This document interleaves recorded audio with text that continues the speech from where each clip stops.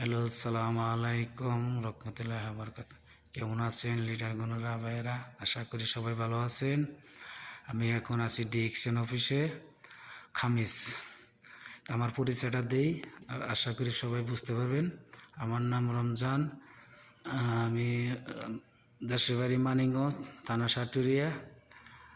আমার নাম এমডি রমজান, আমি থাকি চৌধুরী প্রবাসে। আশা করি বুঝতে পারছেন। আমার আপলিটার সাথী আক্তার, দেশের বাড়ি মানিকগঞ্জ, থানা সিংহের, ইরাক প্রবাসী। আশা করি আপনারা বুঝতে পারছেন। আর লিটার ভাইয়েরা যারা যেখানে আছেন আপনাকে সালাম জানাইলাম।